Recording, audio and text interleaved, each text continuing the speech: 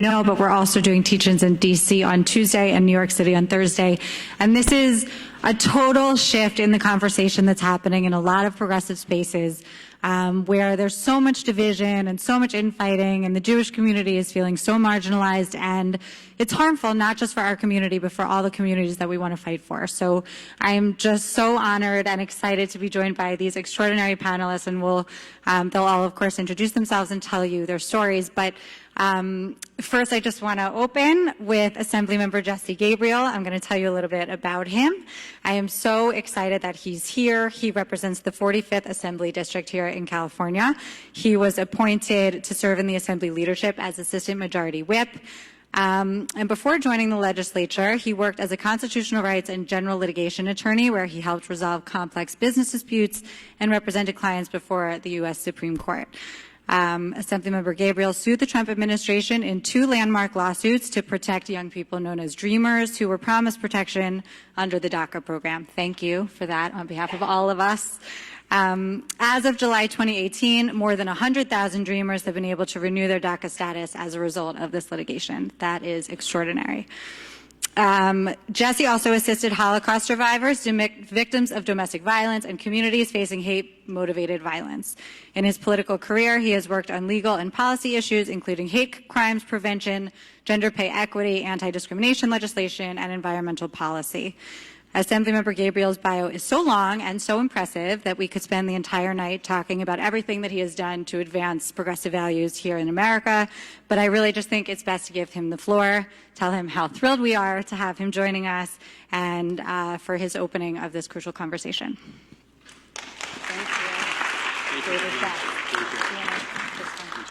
Okay.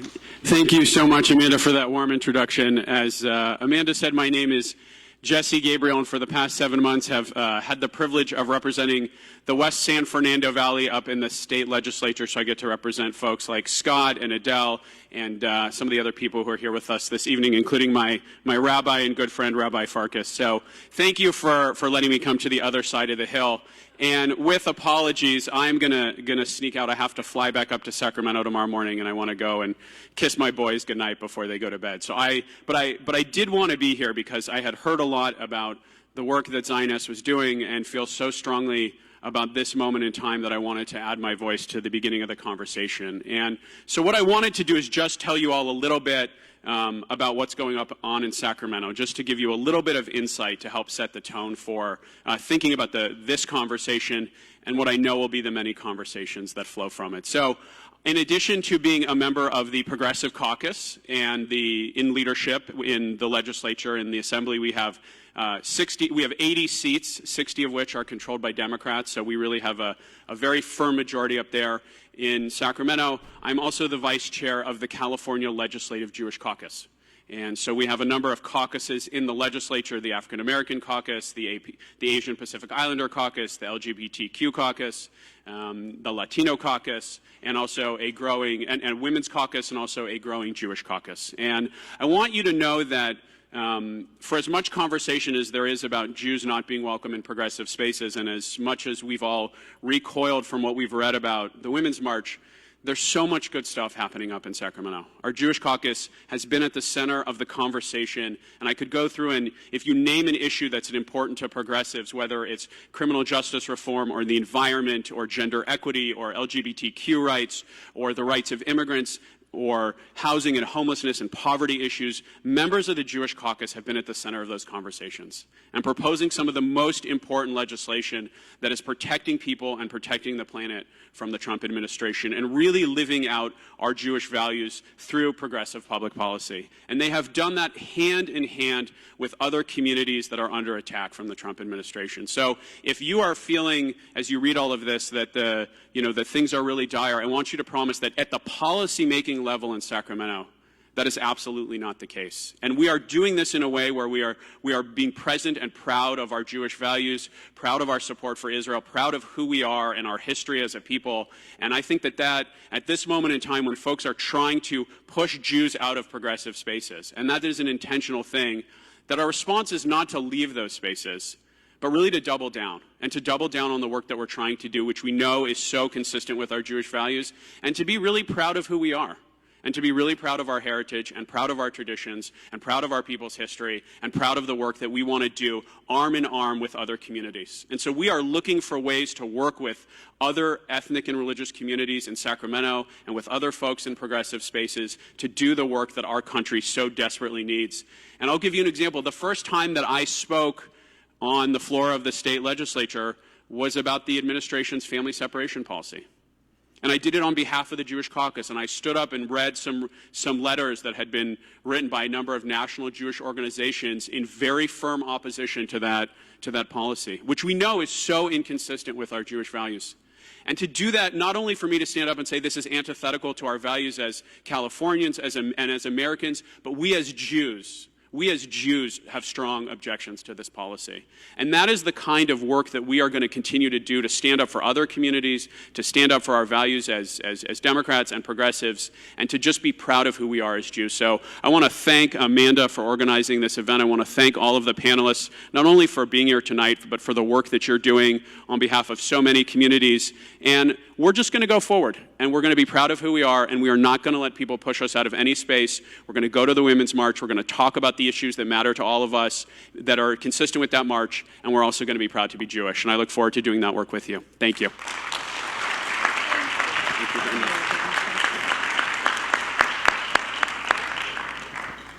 Okay, so I am so incredibly honored to be with these extraordinary people. This was not easy to plan, to schedule, to get these people to come and to join us. I mean, they all said yes, obviously, but there's a lot of pressure. And you may have seen when you drove in, there was a protest. People simply cannot handle real solidarity these days. There's always a fight, and there's always anti-Semitism, and there's always pushback, and it takes real courage to stand up and say, I want to work together.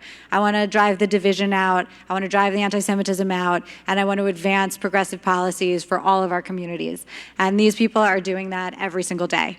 So I am just going to kind of stand by on the sidelines and let all of these people tell us a little bit about themselves. I think, just a few remarks, 5 to 10 minutes, everyone telling us about their work, who they are, why they're here, why they do what they do, and why they think that this conversation is so important. There's another microphone that we should just pass down. Can you, or either one. Just this one I have to keep. Joel, can you pass that one? Arya Marvazi. Thank you. Thank you so much, everyone, for being here this evening. My name is Arya Marvazi, and I'll start with just a bit of background, as I feel it very much informs the career path I've chosen and who I am as it relates to intersectional activism in the broader community of Los Angeles, in the Persian community of Los Angeles, in the Jewish community of Los Angeles, in the LGBTQ community of Los Angeles, and then all of those things combined.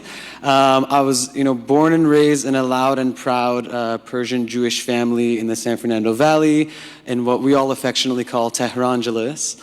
And growing up in this community as a young gay boy, I remember looking out into my family functions. If you know Persians, you know that a bar mitzvah is 300 people and a wedding is 600 plus people. And everywhere that I was, in every space that I would be celebrating family and community and identity with the people that I love, I would always seek a certain, just a single example of what my future might look like. For me, that meant seeing a functional Persian Jewish gay man living amongst friends and family, and not losing any part of himself for that reality. And I came up short at 12 and at 16 and at 18 and at 20 and at 23, and I remember in those early 20s actually hearing about a person in my life who had come out of the closet and unfortunately was in both ways. He left, and also he was somewhat sort of ejected from his family structure. And so for me, the message was, it's not going to happen amidst family, at least not in Los Angeles. So I remember in my late teens just telling myself that you're not inauthentic, you are not necessarily lying and deceiving, you just are not sharing a very real part of yourself yet with the people that you love, and one day you will. It just so happens that in my undergraduate years at UC San Diego, at that time I was in the Jewish fraternity Alpha Epsilon Pi. A Persian Jewish fraternity brother took the very bold step of coming out to me first. And for the first time in my life, sitting before me, I had someone who knew exactly what I was going through, and who got all the layers of nuance of what it meant to grow up in really a staunchly homophobic community. So from that moment, and of course I came out to him, and the assumption was that that would happen, which is what I think made him feel safe. And I'm so grateful to Ryan for having done that, because his vulnerability was the catalyst to the freedom and the entire world that I'm experiencing today. So it took me 7 years from that point of coming out to a pivotal conversation with my family. It really was my parents, who for me are my universe. I love them with all of my being. They mean everything to me. I want to make them proud. I never want to bring them shame or harm or hardship. And coming out, a lot of coming out, and the burden of coming out was about potentially doing those things to them. So in the conversation that I had with my parents when I did come out to them, which went well but has many layers of nuance and will be a different conversation for a different day, I highly recommend joining us for the Persian LGBTQ panel that I'm going to be hosting on March 6th in collaboration with the city of West Hollywood for a more intimate lens about our journeys as queer Iranians. But I want to get to the point a week after the conversation I came out to my parents, where I was sitting with my mother at sushi. I had told them, in my mind, I was living in DC at the time. I came home to Los Angeles for Passover, and in my mind, the decision I had made was that if I come out and they accept it, I move back to LA and I, continue to blossom and regrow close to family. It had been about a decade, 5 years in San Diego for undergrad, a year in Israel during my master's degree, and then 4 years in DC working for Hillel's International Center. So in this conversation at sushi with my mom, I told her, not today, not tomorrow, and not even next month, but when you're ready, like when you feel good about this new reality and I've supported you enough, I want you to understand that I'm going to shift the lens of priority back to myself. Whereas protecting you was the first priority for me, I want the priority to be me. And she kind of was like, what exactly are you saying? And I said that that means I'm going to be extremely loud about this. I want to make it my life's work. And naturally, there was an immediate hesitation about that. If you're an Iranian person, you might understand too that for us, you might share your wealth and your successes with the public, but you sure as hell don't share your vulnerabilities and your, deepest, darkest, most intimate parts of yourself. So it took some time, but 6 months later, a day after National Coming Out Day in 2015, I posted a video on Facebook coming out to the world and to anyone else who didn't know at the time as a Persian Jewish gay man who was proud of who I am, making a call out both to those who sought help and that needed it to please reach out, and then to anyone who ever considers themselves an ally to queer community to raise your voices and to make that loud and clear, because that would be the only way that we could change the reality for queer people today. So since that moment in my life, and soon thereafter, I began to work for JQ International, that stands for Jewish Queers. It's a nonprofit that's been around now for 14 years that works on the healthy fusion of LGBTQ and Jewish identity in everything we do. We do an array of social, cultural, religious programs and have a full suite of support services as well. I currently serve as their managing director and director of a Persian Pride division that works specifically with our community. And why this panel and why this space matters so much to me is because I always say that this concept of intersectionality is at the core of who I am. I've never really said to someone, I'm just Jewish, or I'm just Persian, or I'm just gay. Those things all come hand in hand with one another. They're deeply in relationship with one another. And it's interesting, I do want to take this specific space to mention, within queer community and queer activism, there is also an interesting anti-Zionist and anti-Israel space that exists. And one of the things that they purport is that Israel as a nation is using this concept called pinkwashing to make the masses feel like Israel is this beacon of light and hope for LGBTQ people. It is the best place that queer people could ever be. Look at how progressive they are, and ignore any hardship that the Palestinians might face, or really ignore the Israeli-Palestinian conflict in its entirety. I could talk for a long time about how false I believe that narrative to be, and I am surprised to even still today how present that belief exists within queer communities that I'm a part of. And I'll give this small example and then I'll wrap up to give everyone else more time. I was at it was a Latino punk queer club in an interesting part of downtown LA. I was really eager to be in a space that I had never been in, and I was meeting a bunch of different people. Anywhere I am, that would be my natural inclination. And I was speaking to a guy outside. We had gone outside to take a breather, and I said to him, like, this is so powerful. Like, what a fresh, like, amazing queer space. And word for word, his response to me was, everyone is welcome here. Everyone but Trump supporters and Zionists, honey. And I was like, I just was like taken aback. I was like, wait, come again? He said, like, everyone but Trump supporters and Zionists, tell me you're not one of those two things. And I'm like, okay, so then we began to, it just, like, that's how present it is in my life. And so I work on that conversation, I think, daily. And as much as I love Israel, and I do consider myself a Zionist, and I am a strong supporter of the state of Israel's right to exist, just like I would say about America, I believe in the ways that Israel can improve, and that we have, room for growth as a country that is a baby and really instill sort of its toddlerhood. So I don't think Israel is a perfect place, but I love it with all of my heart, and I do believe that the country truly does do what it can in many ways to be progressive, and it has immense room for growth as well. So I'll finish there. We will come back to you for Wonderful. sure. Thank you all.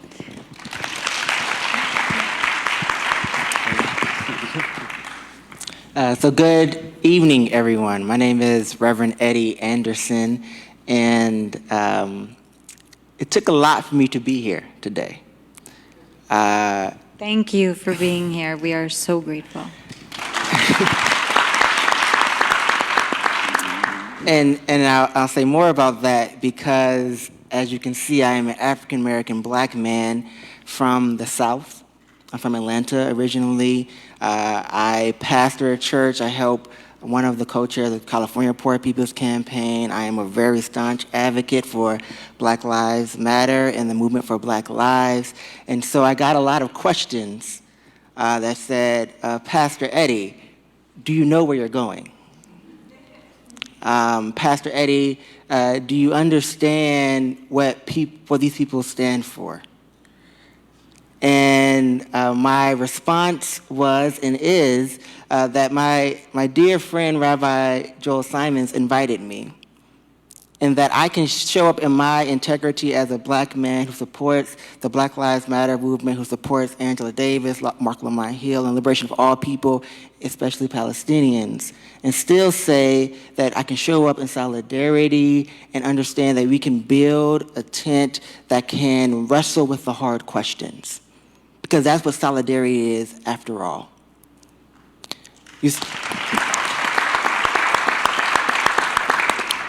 In my work, we have done this time and time again, and it's not easy.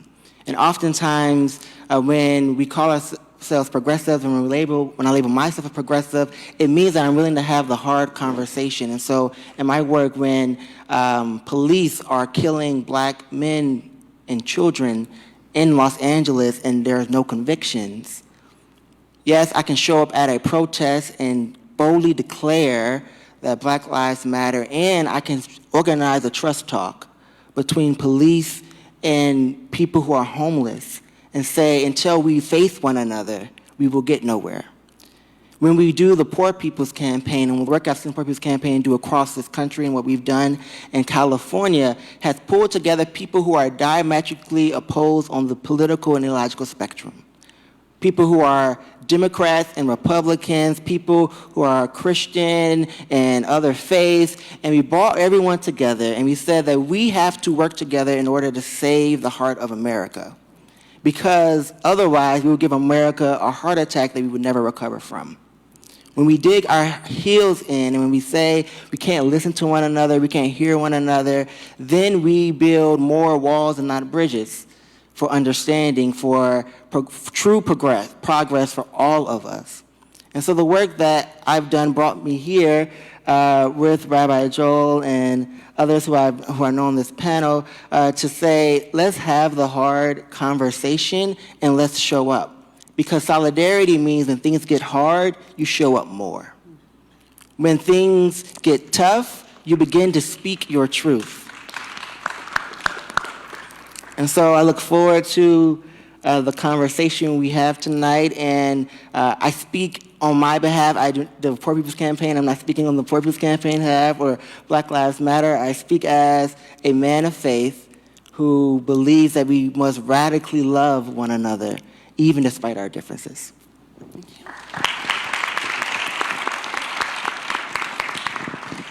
I hate speaking after Eddie. I'm Joel. I am an associate rabbi here at University Synagogue, and I am the executive director of the Jewish Center for Justice and rabbi of the synagogue at the Hebrew Union College Jewish Institute of Religion. I'm here for a number of reasons, but I also will tell a little bit about my background very, very briefly. I grew up in Lancaster, California, the Antelope Valley, Speak up, Joel. bastion of, I'll speak up. I grew up in Lancaster, California, in the Antelope Valley, which not really is a place of deep progressive values, although the last election shows that they're turning and they're changing. But growing up as a Jewish boy in Lancaster, California, from a very small synagogue in a very difficult town, I had to understand from a young age what it meant to connect with others, what it meant to work in solidarity with others, what it meant to not go it alone. And I think from that age, it really taught me that I had to go beyond my community, because my community was something like 60 families. So I really had to talk to natural allies and to understand my history and the history of struggle and the history of Judaism to really be effective. I also grew up with a significant stutter, and I really couldn't talk well. And so I also had to understand that within solidarity, my actions truly had to speak louder than my words. And it wasn't just saying the right thing, but it truly was doing the right thing. And so being up here today, in all the different ways that I affiliate, specifically with the Jewish Center for Justice in this regard, what it means to work on deep progressive issues, what it means to work in deep partnership, both at the local, state, and international level, and what it means to be in those communities and hear some of the difficult words and some of the difficult phrases, and still be proud of my Judaism and still be proud of my Zionism and wrestle with those questions, and remember what I was always taught from being a little boy, that it was my actions and that it was the solidarity with others that were going to give me strength.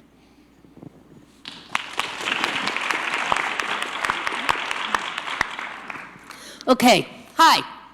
I'm Rabbi Denise Eger, and I'm the founding rabbi of Congregation Kolami in West Hollywood.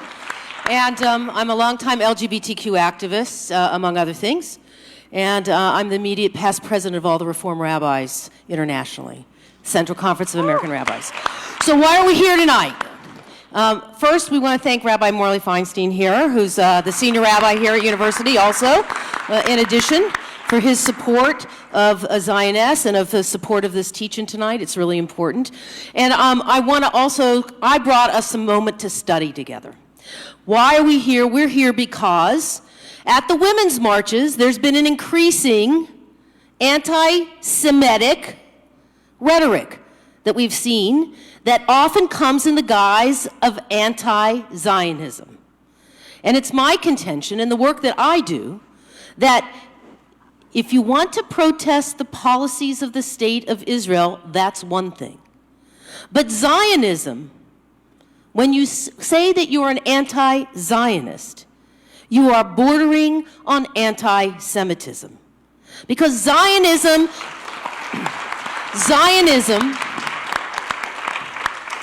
is the national political expression of the ancient longing of the Jewish soul to return to the land of our people, a longing that we have had for thousands of years, a longing that we have had and that we say each year at our Passover Seder, L'Shana Haba'ah B'Yerushalayim, next year in Jerusalem. This is the Jewish narrative. This is the Jewish story.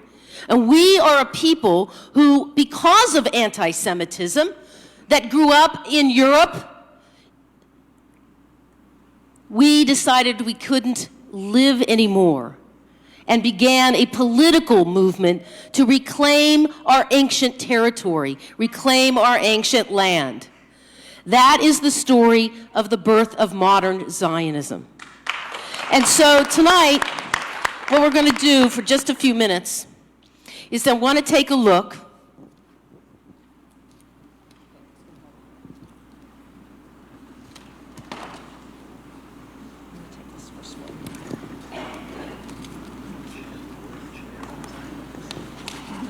There's a lot of text, much more than we can go through tonight, but I think they're helpful for you to kind of understand what we're doing here. Why are we here at this night? Why are we here at this night? Why are we here to talk about the Women's March? And why are we here to talk about our progressive values as progressive? Jews have a history of going and supporting the underdog. That's our biblical motif. Right? It was the younger over the older. That was what we know in all of the stories of the Tanakh. And this has been our heritage as supporting the widow, the stranger, the orphan, the children in our midst. This is what our Torah teaches us. And so we translate that as Jews, especially here in the United States, we've translated that into support for progressive causes for the most part. The Jewish community in the last election voted over 70% for Democrats. So let's be really clear about our progressive values, okay? We don't have to hide them, but we also, and that as our assembly member said, that translates into working on behalf of the homeless, working for women's equality, working for equal justice, working for, standing with our African American brothers and sisters. Right? When police are targeting, this is what we do as a people. This is what we understand is our inheritance. But we also have to understand our inheritance as Zionists and why that is important. And so we're not going to read all of this. I just want you to go to Pirkei Avot. It's the 1, 2, 3, 4th text down. It's a text you all should know. This is a guiding text for why, on the one hand, we will participate in the Women's March, and we must claim our space and speak about the equality of women and the equality of LGBTQ people. But we also have to stand there proudly as Jews and proudly with our love for the Eretz Yisrael, for the land of Israel. And I'm going to make clear, just like I don't agree with every policy of the current American government, I still can be a proud American. And even if I don't agree with every policy of the current Israeli government, I love my family.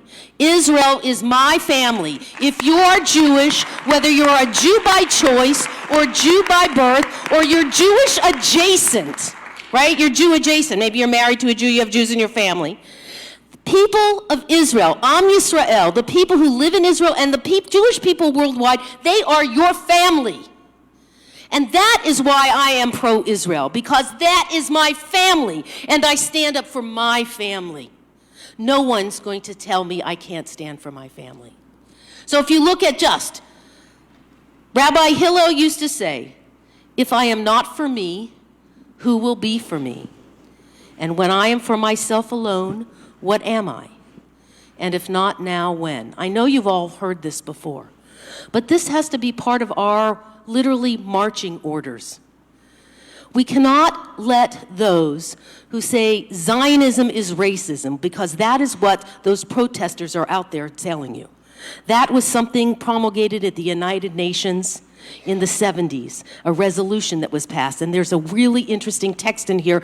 The President, Chaim Herzog, a past president of Israel, made a speech at the UN talking and understanding about Zionism. You want to understand what his rebuttal was to that? What you see in those protesters out there? They want you to think that Zionism is racism. It is not.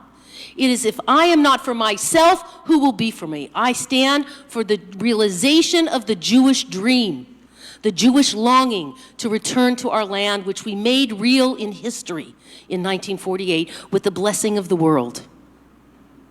But as progressives, I'm not only for myself. We have to stand with others. And that's what we do together. So I encourage you, I don't have time tonight to go through all these texts. I encourage you to look at this collection of texts. I think they're really important to understand where we came from, who we are. There's a great text in here by Henrietta Zold, who was the founder of Hadassah, in a speech in 1937, before the creation of the State of Israel, about its importance. As I said, a wonderful excerpt about Zionism and what it really is from Chaim Herzog, president of Israel at that time, and a couple of contemporary ideas. And I'll close with this. From Dr. Einat Wolf, who is a former member of Knesset and speaks and writes on Israel and feminism and Zionism. She has a forthcoming book on Zionism that is called Telling Our Story. She's going to be at Kolami in March, and I really want to invite all of you to come. Here's what she says. Zionism denial robs the Jewish people of the recognition that Jews can, by force of vision, desire, and work, return to history as an active agent and shape a future in which they are not the victims of others. That is what Zionism is, and that is why I am a proud Zionist, and that is also why I'm a progressive, because I will march proudly as a Zionist and also committed to my progressive values in the world, and I invite you to do the same. Thank you.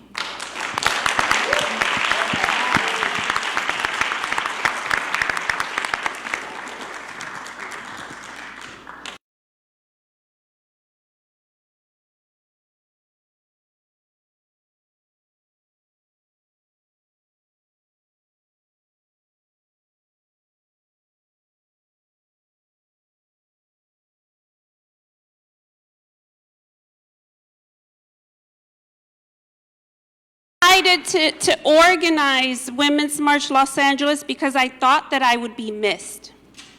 And I was right. As a Latina and Jewish, I have been missed in so many levels. And I was not going to let that happen. I come from a family of 13. I am one of 13 kids. I grew up in Chicago. I arrived in Chicago at 10. Speaking no English, and I lived in Cabrini Green. Fun times. So I know what it's like to be oppressed. I know what it's like to think that you don't count and you don't matter. I then moved to Los Angeles. I married my husband, who is half black and half Jewish. I am raising Jewish children.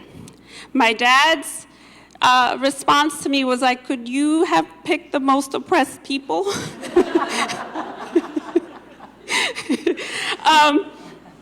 So as a Jewish woman, I have seen the rhetoric of Women's March DC, what is known as national.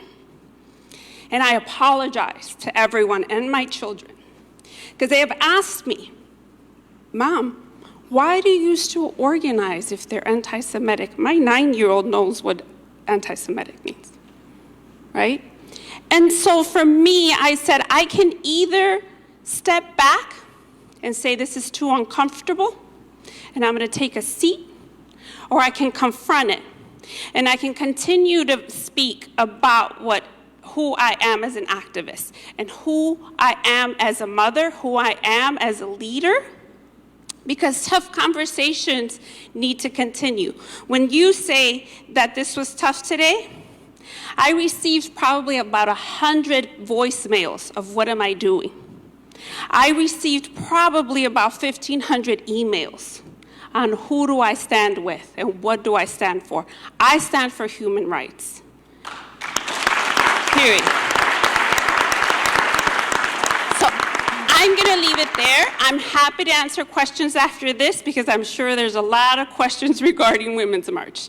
So I'm going to pass the mic, but I am open to questions after this. Thank you.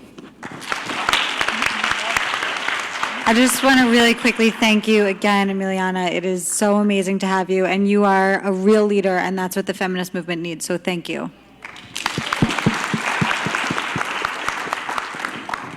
Can we just give a little high five to Amanda for doing everything that she's doing?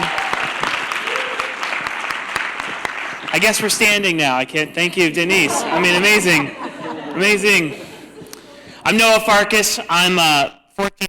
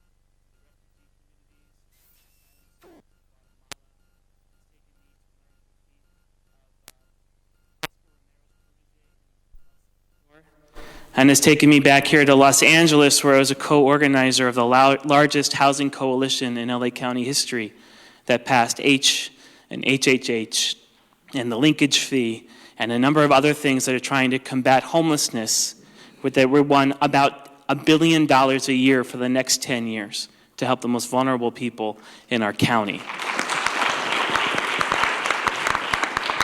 And you can't do that without getting a little uncomfortable. Some of my best co-organizers are black pastors, including Pastor Eddie, who we don't agree on everything. But if there's one thing I learned, we're not just one thing. None of us are. And that we can't just hold one thing over someone for one reason or another to not be engaged in the public square. Nothing will ever get done if we're defined solely by one thing. And so I want to say one last thing to you before I turn it over to another one of my friends, is what do you call a movement for liberation from oppression and for community and personal transformation? What do you call that thing? That's progressive values. Liberate a people from oppression.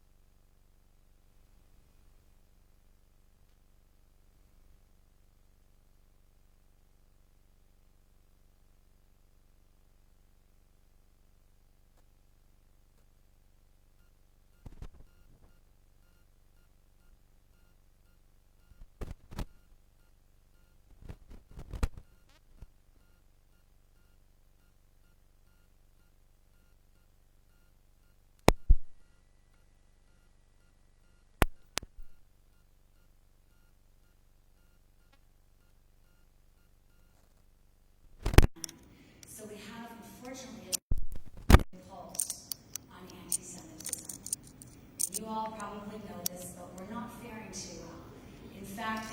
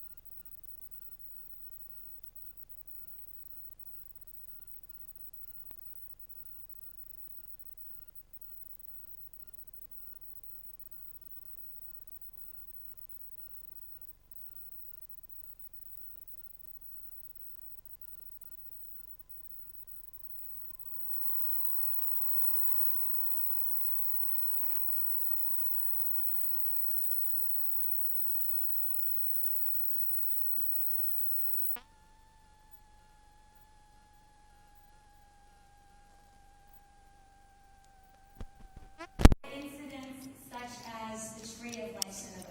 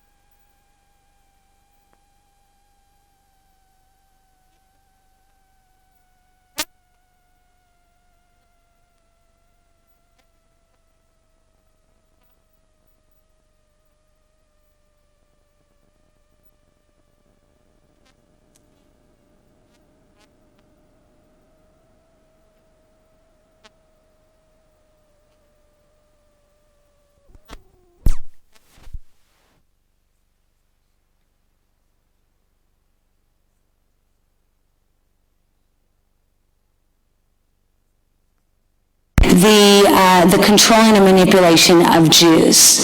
They believe that Jews are responsible for liberalism, for diversity, for multiculturalism, because Jews are taking on these issues and advocating in line with our values, speaking out and engaging in that conversation. And so it's so critical for Jews to be part of that conversation of intersectionality. To exclude Jews in this conversation would be a horrible misstep. And of course, you look at the other side of the continuum as well. You have individuals like Louis Farrakhan, who espouse the most vitriolic and hateful anti-Semitic rhetoric against Jews. He claimed in this past November, "I'm not an anti-Semite, I'm just anti-termites." And you have someone who's been the Pied Piper of anti-Semitism, who has blamed Jews for controlling the banks, running slave operations, government, media, and Hollywood, all the ancient canards that you've heard about. And of course, targeting his rhetoric greatly targets the LGBT community, identifying a lifestyle as an abomination. And yet you have someone who is, unfortunately, has a sizable following, who has influence, who is held up in mainstream circles, and certainly represents a threat in terms of the anti-Semitism he espouses. So I'm here today to identify and unfortunately highlight some of the anti-Semitism that we have, but to say that it is so important that we partner, that we reach out, and that we collaborate on these various issues. So thank you.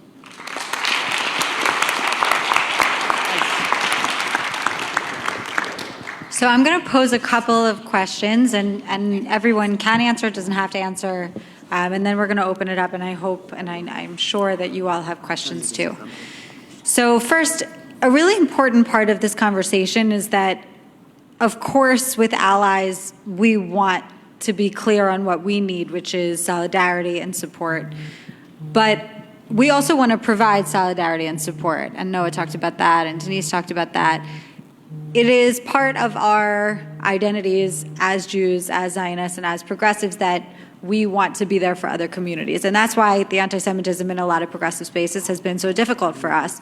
It's because we want to be fighting alongside Black Lives Matter and alongside the feminist movement and alongside the LGBTQ movement. These are issues that are deeply important to us and our commitment to Tikkun Olam. So I'm interested in hearing from the panelists two things. First, what can we do for other communities? So Reverend and Emiliana for the women's movement, and Aria for the LGBT movement, and Denise for the LGBT movement. How can Jews, I mean, I know some of you are Jews, but how, or most of you, whatever, how can Jews be there for other communities, even in the face of anti-Semitism in the movements? How can we find ways to work together, even when sometimes it's challenging and painful for us? And then the flip side is, how can we ask other communities to be there for us, even when it's hard? And, you know, you're here representing the feminist movement, and, well, you're here in your individual capacity, but you are very affiliated with other movements that sometimes have had some anti-Semitic impulses as well. How do we ask movements to stand with us, and how do we push anti-Semitism out from within them, or how do we ask you to do that? How does the Jewish community ask you to do that, and ask other activists within the movements to do that? Sure. I'll go first. And then, okay, great. I'll give you an example. I like to tell stories, right? I was up with a bunch of young leaders for a 2-day seminar and lobbying trip in Sacramento last spring. And we have a series of issues that we were going to advocate for, including money for Holocaust survivors, security money for communities of faith, but it also happened to be on a Monday.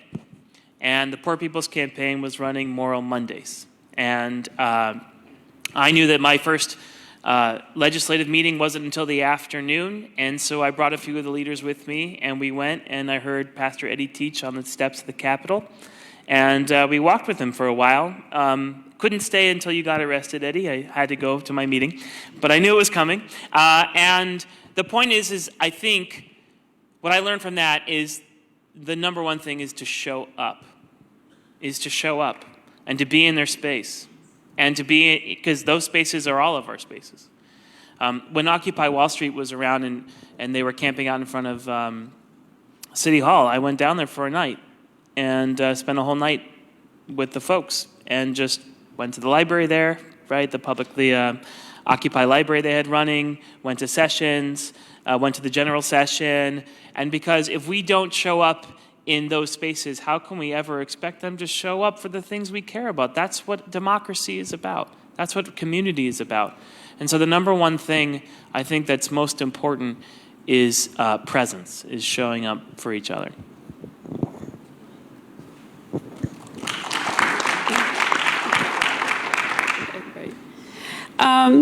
For me, yes, it's definitely show up, but what is your intention? I find that a lot of the times, and I'm a new activist with Women's March LA, but I've fought for housing rights. I have fought for equal pay, employment rights. And so a lot of the times when people show up, they want to show up to tell me how to do it better. And as a woman, I'm really used to that. But show up with an intention to actually be there, to listen, to learn. That is my intention for today, and that is my intention moving forward as a movement, right? Also, gives me chills, but a lot of people will show up because it's a fad. And being oppressed is not a fad. It doesn't go away. So continuing to show up and continuing to have those tough conversations. Do I agree with everyone I organize with? Absolutely not. But I respect them, and I respect their point of view, and I will continue to show up. I mean, just this past year, we were out at the border. We were collecting items and funds, and we had people say, well, hey, we have homeless people at Skid Row. Why are you not helping me? You didn't ask. I'll show up. Just ask and continue to show up. That's, I think, is the best key, is to continue to show up. Thank you. I'll just say one thing. For the queer community, for LGBTQ people like myself, it's really important. There's also a history not only of oppression but violence. And we need to be clear about that. And that becomes when there is unsafe space, you question about whether you can actually enter the space because there's a physical issue. Will I be harmed physically? Will I be, I mean, for trans women in this country, the numbers of murders, we've already had the first murder of a trans woman in this country already, and it's just now we're starting the third week of the year. So what can we do is we have to really create safe space. Not only as Pastor Eddie talks about dialogue when it's difficult, and with that goes civility and listening, but we also have to ensure safety. And there's a lot of physical intimidation that is happening in the world today. It's okay to posture. We see it every day in the press and in the news when we have a president that wants to bully and wants to intimidate people physically. And it's given permission for others to do that, whether it's to African Americans, whether it's to Latinx community, to the LGBT community. But we see what happens. We saw what happened at the synagogue in Pittsburgh when it's taken to its extreme, because then it becomes permission to do violence and harm. So I think that's something that we have to consider as we talk about building bridges and listening to one another as well.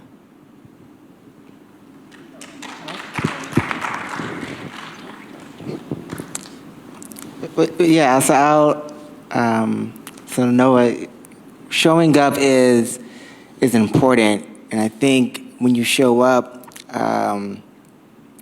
for me, there's not safe space. For me, it's more of brave space when I show up, and I'm always willing to be stretched. Right? That I may not fully understand what is going on in a particular movement, but if I show up and I'm willing to be stretched, then I can be a better ally. Right? And so oftentimes, when Rabbi Noah shows up, or when I show up for Joel with JCJ, or when we show up together, or spaces that I've shown up to that I didn't know what to do in those spaces, is oftentimes in a posture that says, I don't know what to do in this space, but I will listen intently and deeply and wrestle with the issues and understand that too shapes me, and that makes me a better progressive person when I know about the issues, right? And so if I don't know everything about the issue, then I'm willing to listen. And also I'm willing to challenge when asked the question, and when given the opportunity to speak, you challenge as well when invited.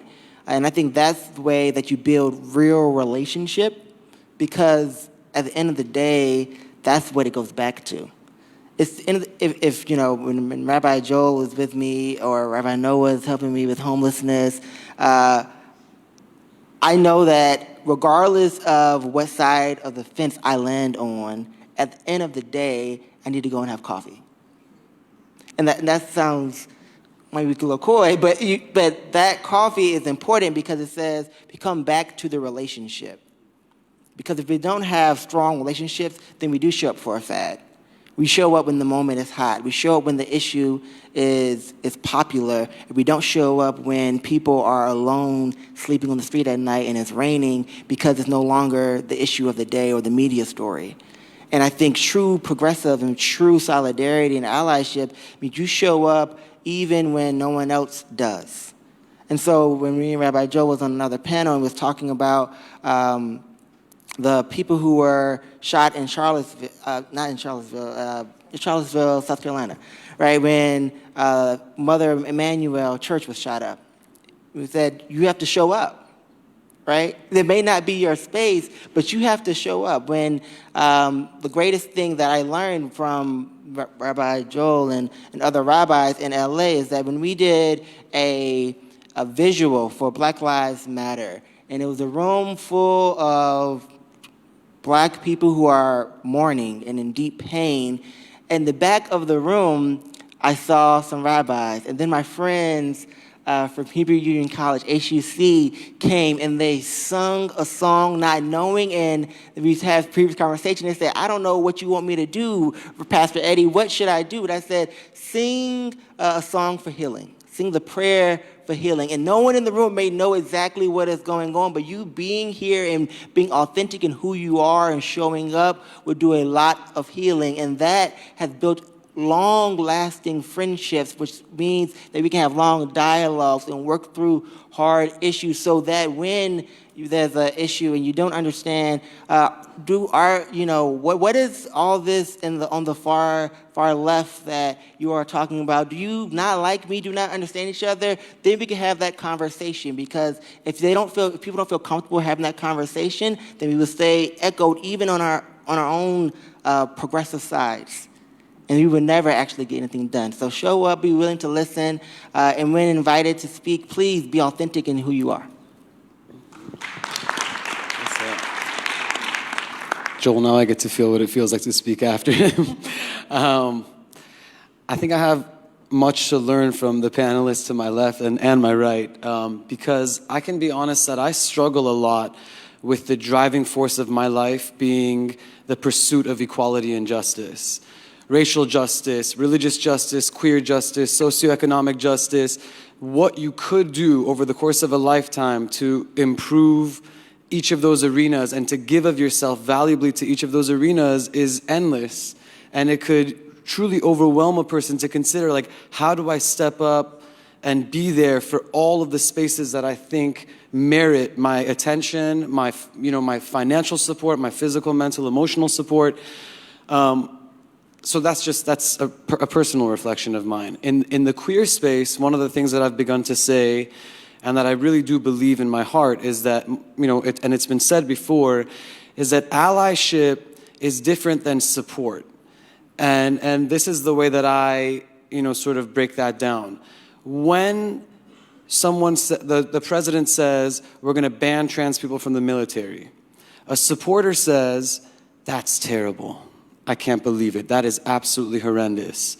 An ally says, where do I protest? Where's the petition? Who do I call? How do I make this better? How do I stand up and take action to make this better for the people I am suggesting I am an ally to those communities? So allyship means action. Support is everything up to that point. And we need supporters as well. But I think we really need allies that are willing to put themselves, their bodies, their voices, their resources, whatever they may be, on the line in support of equality. And I think another thing for me now is considering, and I'll get into the minutia of my Persian queer identity, or really just Iranian self, is that I feel like there is so much room for growth in the way of cultivating progressive values in my community. So one space that I've begun to, and really just scratch the surface on, is deeply seated misogyny and this sort of misunderstanding of what feminism even means. When Oprah gave her groundbreaking speech, it was at the Oscars or the Golden Globes, I don't remember, but it was in support of Time's Up. I remember waking up the next day and just thinking to myself, there is no way in hell I'm not going to say something about this and just sort of like push the conversation forward.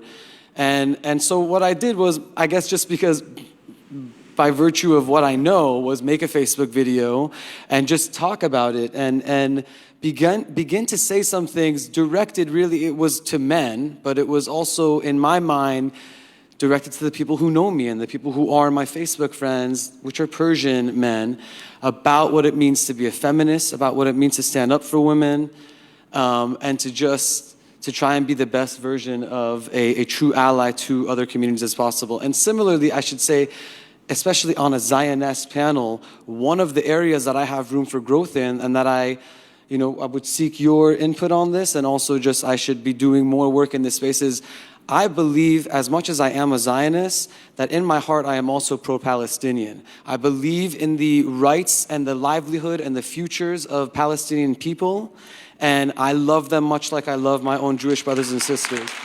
And so that is a space where I gotta put my money where my mouth is and begin to learn more and do more and be able to cultivate both spaces in one breath. Thank you. This is so powerful.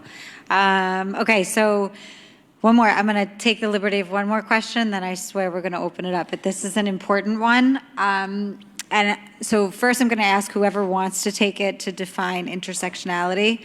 Doesn't have to be a whole treatise on it, but just a basic understanding for anybody who doesn't have one. And of course, for the live stream, there are a lot of people watching on the live stream, I'm sure.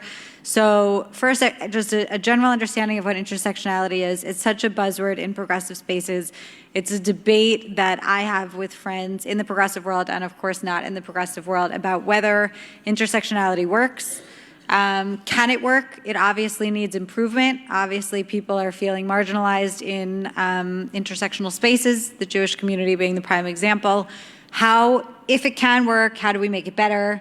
I guess that kind of dovetails on the last question. And what are your thoughts? Do we keep using it and seek to improve it? Do we move on to a different theory of inclusion and progressive activism? So intersectionality is who you are.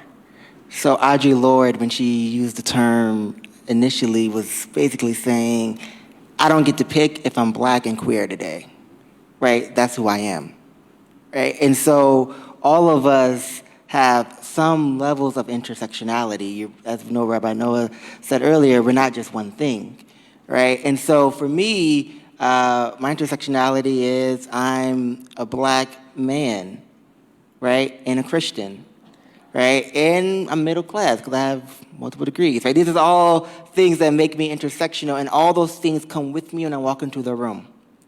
And so I think in progressive spaces, now that it's like a buzzword, everyone is trying to figure out what does that mean, and I think it means that we have to wrestle with our privilege. We have to wrestle with the ways that our identity and who we are either improves a space or diminishes spaces that we enter. I think it means that we have to have the hard questions about what part of me is showing up the most, right? So I can sit here and talk all day about the oppression of African Americans and black people, especially in the South. But then I also have to recognize that I'm a male, and so I have male privilege in a patriarchal society, right? And so I have to understand both are happening in every word that I speak. And I think that's a word that really asks us to own our whole selves and just to be authentic to who we are. So I think it works, and it has been working, and I think that's how you get civil rights movements where James Baldwin and Bayard Rustin can show up and be fully who they are in their queer black self and still organize a badass, march on Washington with labor unions and say, we're going to show up, right? I think that's how you do it, because when you don't diminish yourself, then it makes the entire room better. So can I add one thing, because I think it's really important about Los Angeles. Los Angeles is, LA County is the most populous county in the United States, 10 million people. It's also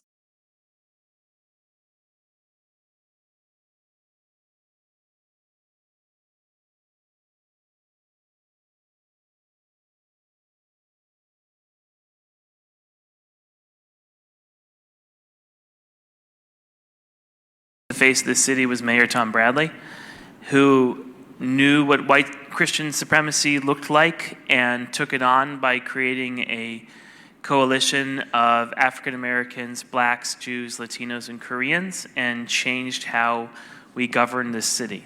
And that, to me, is the model of intersectionality that works. Certainly not in the 60s, 70s, and 80s when he was the mayor. It's not like It's not like we all got along all the time about everything.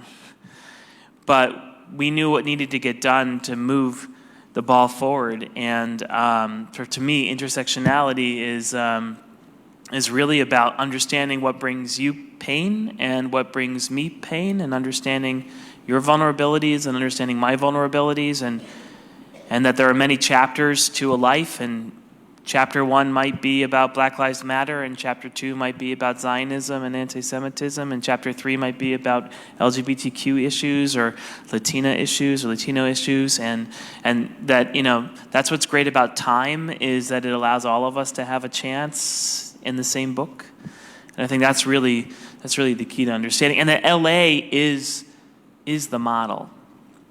It's not New York, it's not Chicago, it's not Boston. LA is the city. It's America's city that is the most diverse, most interesting, easiest to access the halls of power, and is the most multiracial and multi-ethnic city in the country. And that's why I'm excited for the Women's March LA, because it's probably going to be the most multiracial, multi-ethnic, multicultural Women's March in the country. And it's very exciting, and I definitely support it.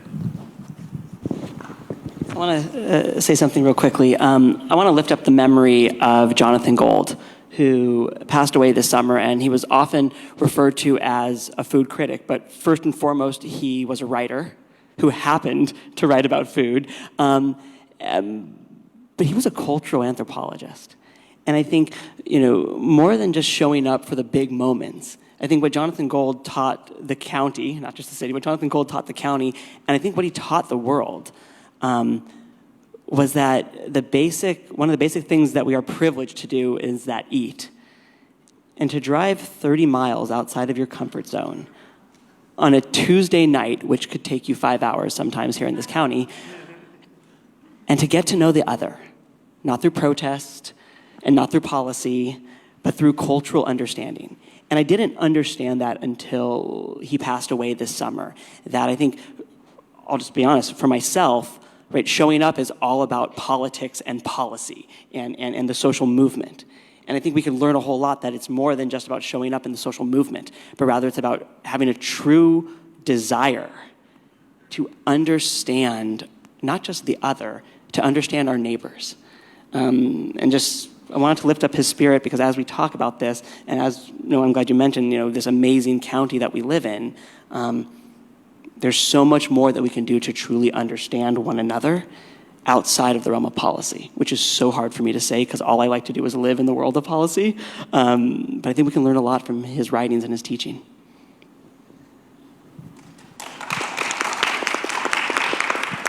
I'm going to speak on intersectionality as a buzzword. I think a lot of people don't even understand it. I know my mom was like, intersection, like what are we doing, right?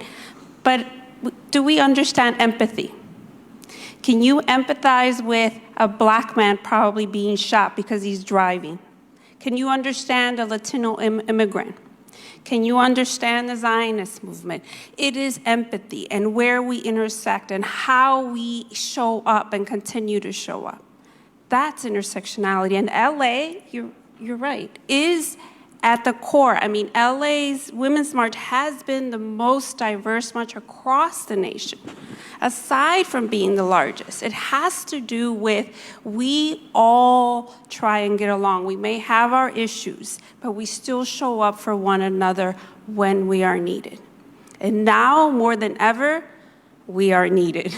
Because I think LA and California shows the nation what intersectionality is. Period. All right, anybody have questions? If so, please come up to the microphone. We have time. Aria, don't be scared. Hi, everyone. One, I'd like to say I'm probably in a room full of progressives, and I'm maybe the only conservative, I'm not sure. But I did want to make a few points, and one of the reasons I did come tonight, to listen to the other side, and to tell you what I think. You talk about inclusivity, diversity, intersectionalism, except that everything you spoke about was about being a Democrat and anti-white, so conservatives feel like they can't be a part of the conversation, even though we might have progressive views and values in some issues. So that's my first thing. You spoke about Farrakhan, left out Linda Sarsour, Tamika Malroy, two people that prior to Trump being elected were already showing anti-Semitism. So to me, it's not a fair point to only blame it on Trump's election when on Facebook there are groups who literally do not violate any community standards that are totally, literally wishing death upon Jews in Israel. To me, the ADL is taking a certain biased side. I love the work that you do, except it's very one-sided. My opinion, a lot of We really opinion. just want to keep this to questions. Okay, I'm going to ask the question. Yes, okay. Except you left out a lot of people. So my question we're is, representing okay. a diverse progressive community here. Please get to a question. Thank you. Okay, progressivism, are you excluding people who don't think like you? There are Jews who are conservative. No, this is just excluding a that? conversation for progressives about domestic progressive activism. We want to empower people who want to show up in progressive spaces. So if you don't want to, totally I'm fine, here, no but judgment. But literally, the women's movement in Bakersfield was canceled because it was too white.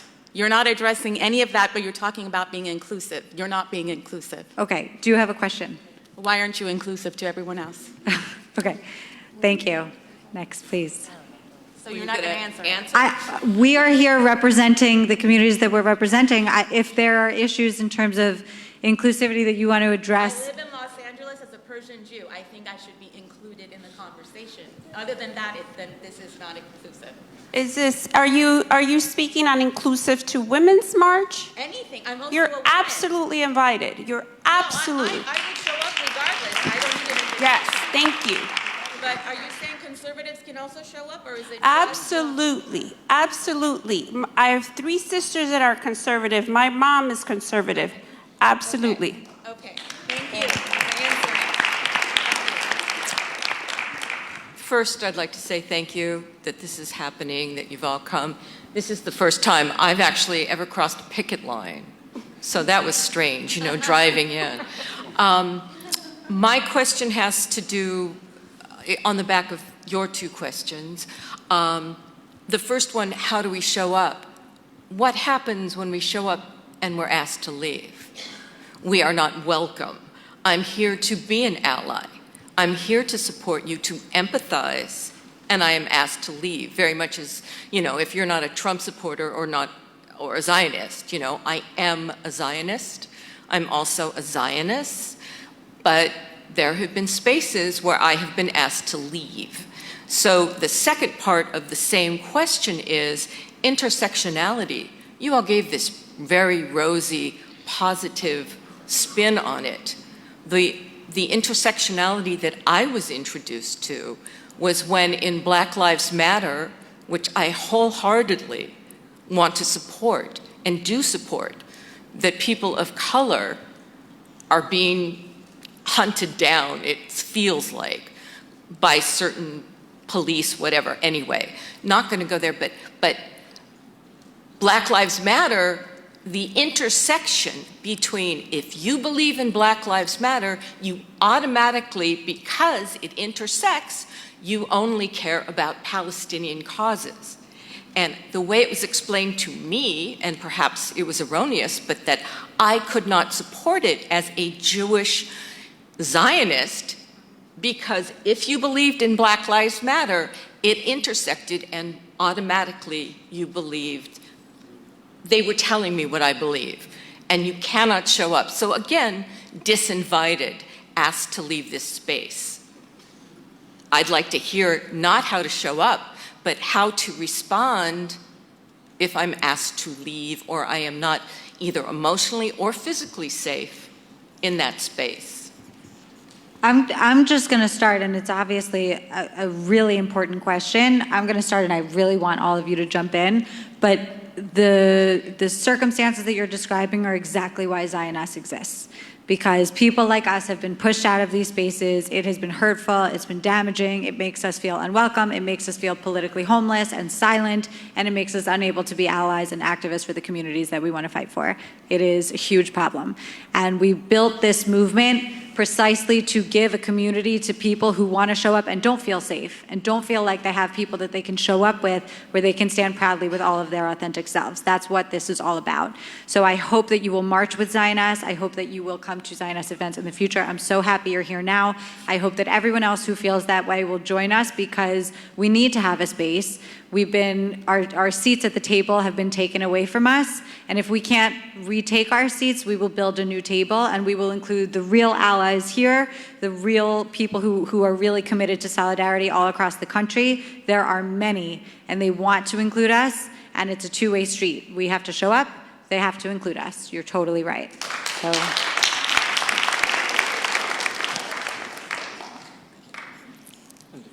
Yeah. No pressure, Eddie. So, I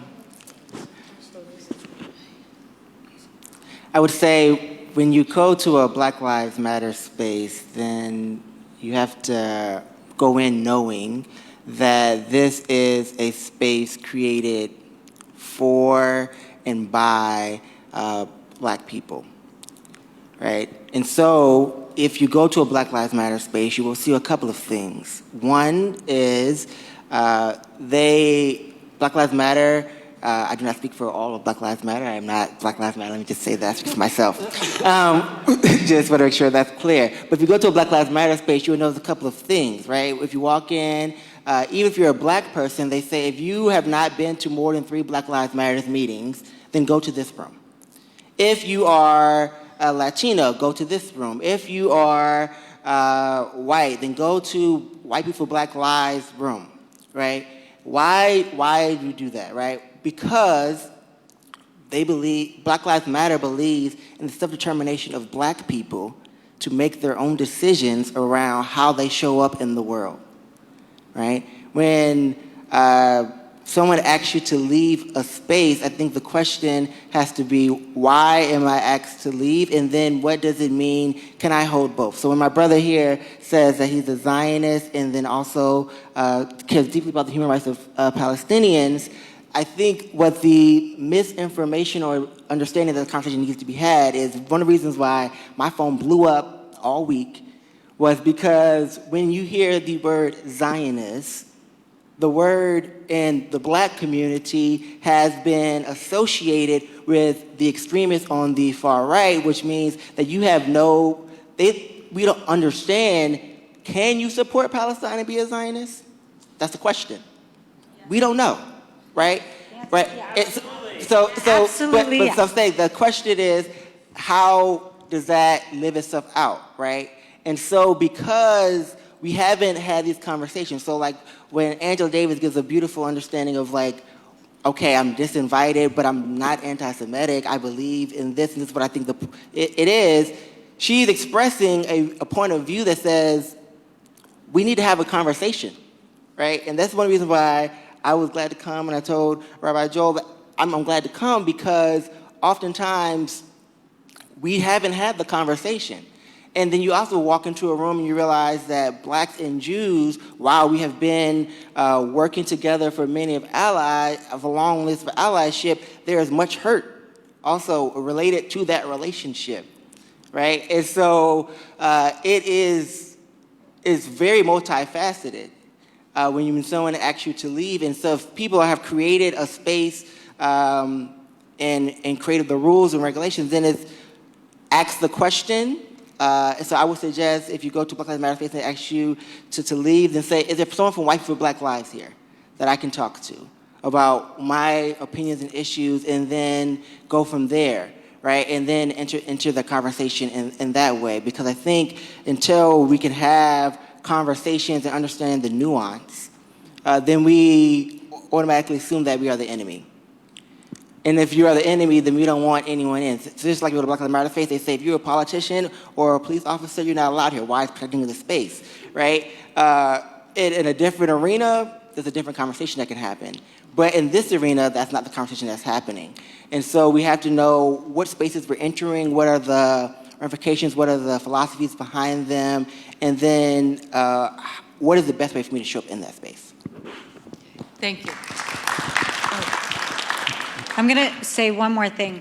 The narratives that exist in different communities that we are not a part of, we as the American Jewish community, are damaging, and we've been pushed out for a while now, and I think that there is a campaign to push us out and then point to the fact that we're not there.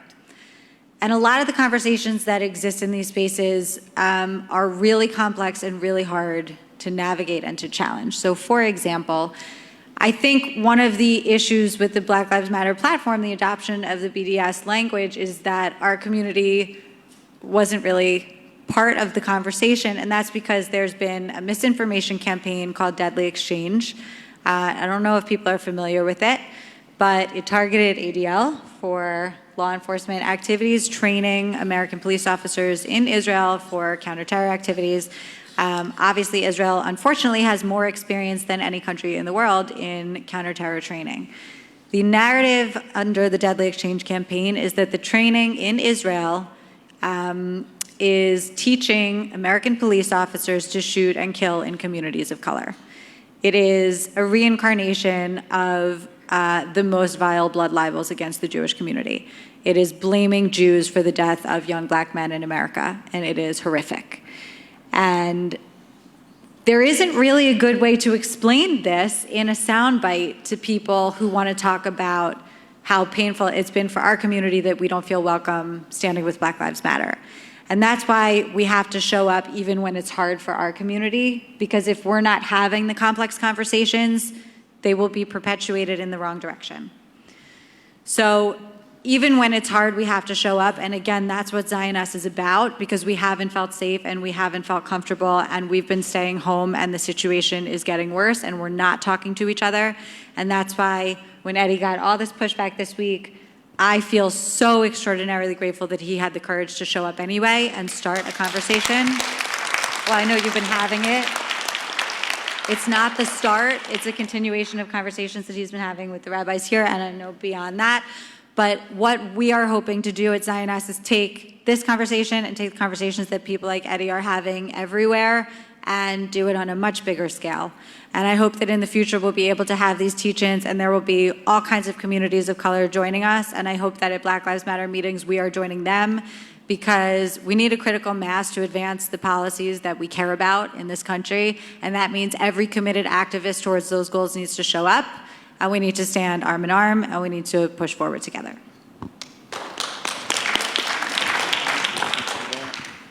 This is a developing thought for me, so I apologize in advance if it doesn't come off completely clear. I think two things. One is we are so polarized as a country, as a Jewish people, just as a human race in 2019 right now, that we are full on in gung-ho combat mode at every moment in time, as in conversation and dialogue and a calm exchange of ideas is a thing of the past. It feels as though even tonight, I mean, the first comment that was made, I wonder what that would have sounded like with love and compassion and a desire to truly exchange, as opposed to this, and I'm feeling this and you're that, and why aren't we, which I understand, which I don't want to say is not unmerited, but what does it look like for me to love homophobic people? Like, what does it look like for me to say, as deeply ignorant as you are, I probably can't blame you for it. If I grew up in a country where someone was hung in a public square for the crime of homosexuality, I might have internalized some insane things. I'm going to get further with you by like staying in a calm space and trying not to become combative. So there's one thing. And the second thing I want to say is, as allies to any minority community, if I am a male feminist and wanting to be the best feminist I can for my female and female identifying friends and family, I have to retract myself in some ways to be what women need of me. Not what I think they want or what they, what I believe is best for them, but what they tell me they need. In much the same way that if I show up to a Black Lives Matter rally, my presence there is good and well, and in a sense self-serving. I want to be progressive and support that equality, but I need to ask them how best I can be in your space. So I think that's just, it's a message on how to be the best allies that we can be, to not be the person who attends a queer space and say, well, what about the heterosexual pride parade, and what about like all these labels expanding so that it's just we can never be good enough. It's just, what do you need, and how can I be the best supporter for you? And I think that's what true allyship looks like. I have a question about the modern times. Social media is so prevalent. It also empowers hate speech. And I have a particular question for Joanna Mendelson. You've heard about, in Squirrel Hill, Mr. Bowers apparently left many messages or tweets, and I guess you don't call them tweets unless it's on Twitter, but on social media, in that one social media platform called Gab. So my question for you is ADL going to do something to sue on behalf of some of the victims at Squirrel Hill, to sue Gab for allowing that kind of hateful speech that made Mr. Bowers feel so empowered that he did what he did? And to what extent do we weigh, as liberal people, our desire for freedom of speech versus a social media that's empowering such hatred and allowing some way to catch these people before they do the kind of acts they do, especially in this country, which allows everybody under the sun to have an AR-15 and more than one. So how do we balance freedom of speech and at the same time handle social media? Even people feel so empowered with social media, even things like Yelp, for instance. I mean, I'm an attorney, I have clients. There's some people that all of a sudden don't like the way that you look at them, and they'll come out with some really hateful statements, even in social media like Yelp. We are empowering hatred in social media, and how do we resolve that? Thank you for your question. And you really kind of touch on one of the core issues of what I do in terms of our work on Center on Extremism in monitoring and tracking this fire hose. Honestly, it's a fire hose where people feel emboldened. They feel emboldened like never before to publicly share their views and use online social networking. If you look at someone like Dylan Roof, the perpetrator of the Charleston shooting at the Methodist Church, this is an individual who never had real-world interaction, but he was emboldened, he was indoctrinated online. He never had any real-world interaction. He never joined an extremist group or so forth, but yet he was empowered by the ideas online. James Jackson drove from 4 states over to New York to stab an African American to create a racial holy war, and he was inspired from Daily Stormer, one of the most virulently anti-Semitic social websites out there, and all through this radicalization online. I'm looking at right now a brand new platform called Fascist Forge that is probably, it's white supremacy on steroids in terms of their desire to create change, societal change, crush the system, which is a Jewish-controlled system. We monitored recently someone who is inspired by Robert Bowers, inspired to take action, and glorified him with #HeroBowers. And we were able to work over a 4-month period to get an arrest of him 3 weeks ago, maybe now a month ago. He wanted to blow up synagogues in the Seattle area and schools as well, all radicalized online. So you address this issue, so what is the ADL doing about it? We have a Center on Technology and Society working in Silicon Valley to work on terms of service of these websites. Get Twitter, get Facebook, get YouTube to push back and enforce their terms of service. The question was, is the ADL going to help some of those victims actually file a lawsuit against Gab to see if they can be found legally responsible for what happened? Or are we so much in favor of freedom of the press that we're not going to pursue something like that? We would absolutely, if there is a way that we can pursue it legally, we will pursue it. Well, have they looked, has ADL looked into suing Gab or helping the victims sue social media platform like So Gap. what's really interesting, if you looked at, we put together a 60-page document on Bowers, and if you looked through it, all of it was within First Amendment rights. All the things that he had posted, nothing had actually crossed the line. Screw your optics, I'm going in.